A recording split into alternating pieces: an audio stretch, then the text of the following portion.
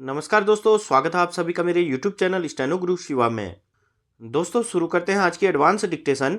गति लेखन संख्या 137, गति 80 शब्द प्रति मिनट। स्टार्ट।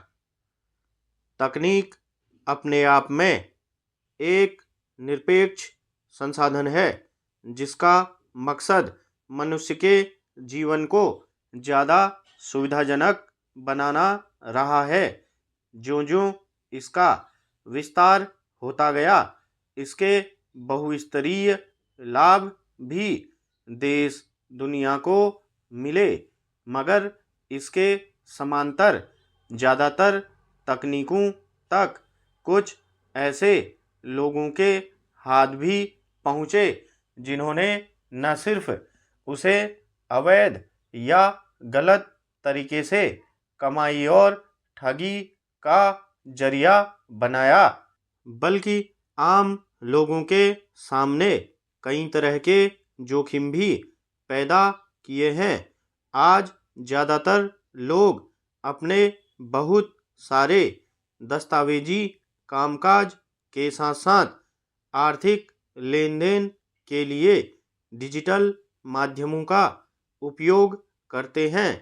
निश्चित रूप से यह कई मायनों में सुविधाजनक है, लेकिन अब साइबर अपराध का दायरा इस कदर फैलता जा रहा है कि डिजिटल माध्यमों का उपयोग करने वालों के लिए हर वक्त सावधान रहने की मजबूरी खड़ी हो गई है।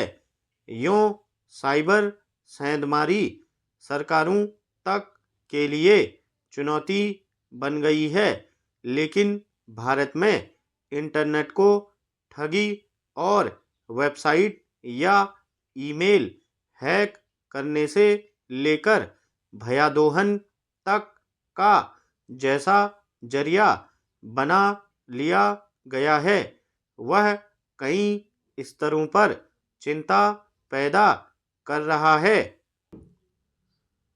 गौरतलब है कि देश के राष्ट्रीय साइबर सुरक्षा समन्वयक ने एक कार्यक्रम में कहा कि भारत की साइबर दुनिया में वैश्विक औसत की तुलना में सेंधमारी की घटनाओं में करीब दोगुनी बढ़ोतरी देखी गई है।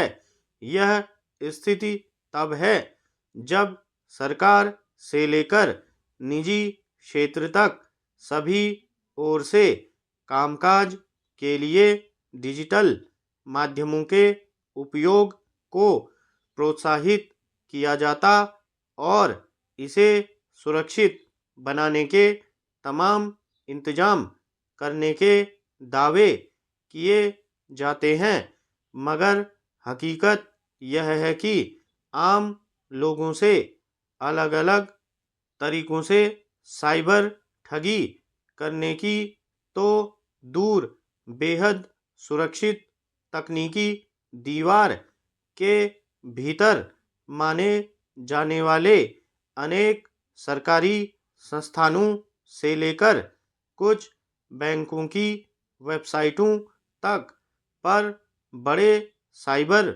हमले हो चुके हैं। रोजाना न जाने कितने लोग ऐसे ठगों का शिकार होते हैं और कितनी रकम खातों से उड़ाई जाती है। आंकड़ों के मुताबिक पिछले 10 महीनों में औसतन 1.54 अरब अमेरिकी डॉलर के लिए साइबर हमला किया गया। इन हमलों में 2022 के बाद से दोगुनी बढ़ोतरी हो गई है। ये वे मामले हैं जिनके खिलाफ औपचारिक शिकायत दर्ज कराई गई। ऐसी तमाम सेंधमारी और ठगी की घटनाएं होती हैं जिनमें साधारण लोग इसका शिकार होते हैं, मगर वे कई वजहों से शिकायत दर्ज नहीं करा पाते। सवाल है कि अगर आम जनजीवन में सुविधा के लिए चलन में लाई गई कोई तकनीक इस कदर असुरक्षित हो गई है कि इसके इस्तेमाल को लेकर हर वक्त भयग्रस्त और सावधान रहना पड़ता है, तो इसे एक आम व्यवस्था बनाने के प्रयासों को कैसे देखा जाए। स्टॉप।